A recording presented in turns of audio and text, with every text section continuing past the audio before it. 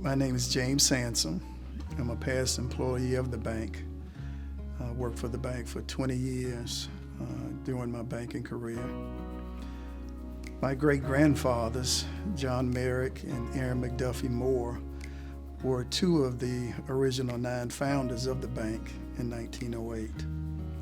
My grandfather, Ed Merrick, also served on the board of Mechanics and Farmers Bank. My father, J.J. Sansom Jr., also served as a past president and chairman of the board. And my older brother, Joseph M. Sansom, served on the board for 27 years. Well, if you look back in history and look at the history of the bank, and you see some parallels with North Carolina Mutual Life Insurance Company. Some of the founders of the life insurance company in 1898 were some of the same founders of Mechanics and Farmers Bank in 1908. And they all understood the value of giving back to their communities. They understood the greater whole. They understood doing for others.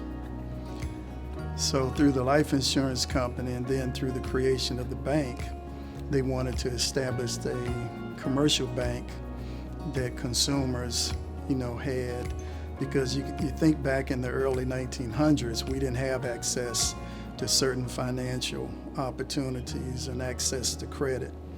So Mechanics and Farmers Bank was very important and very vital.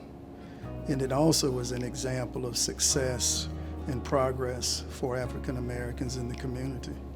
Because of the social environment, we were forced to really come together for our own betterment.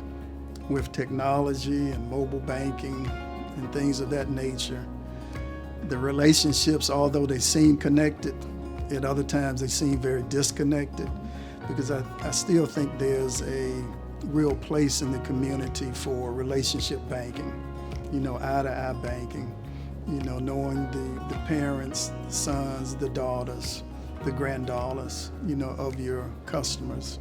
I think it's still a number one priority for any institution. When I think of Mechanics and Farmers Bank in Paris Street, I think about that building that was constructed in 1921.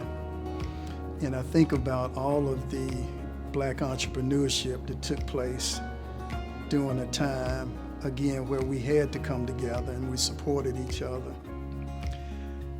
And it may be nostalgic, but you wish for a time like that again, because I think in today's environment, it's very important for us to still create and own, assets throughout our communities.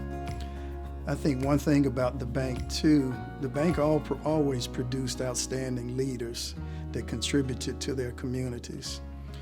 And I think that goes hand in hand with any employee at Mechanics and Farmers Bank. They understand that we march with our communities.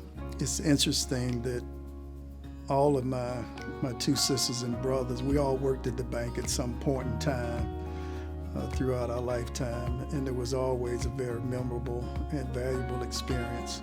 If anybody knows the bank well, especially on the lending side, we did a large percentage of lending to the faith-based community.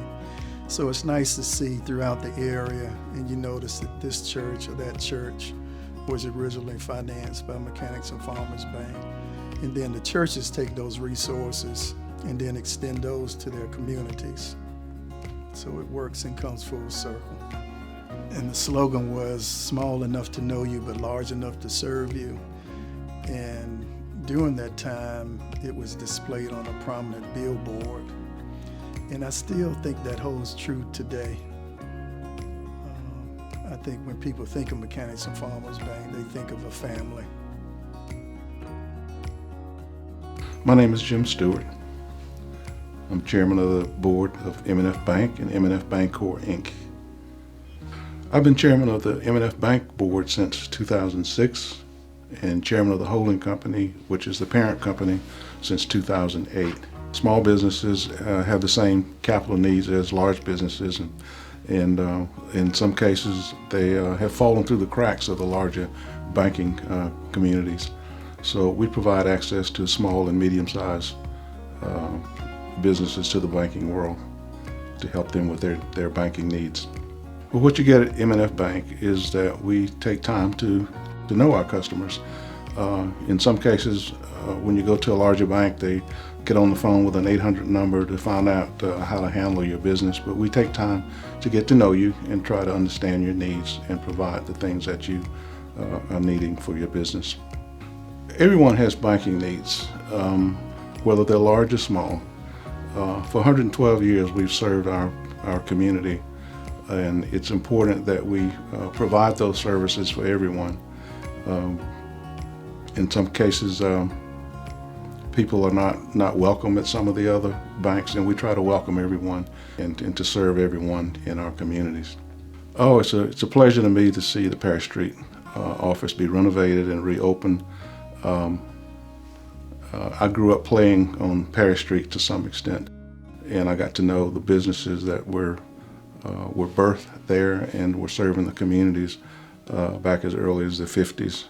And to see that we're reinvesting in that community is a joy to me. So, well, I'm pleased to see the growth of our bank and how we've been able to change and serve the communities. We all had a great recession back in 2008 and the years beyond.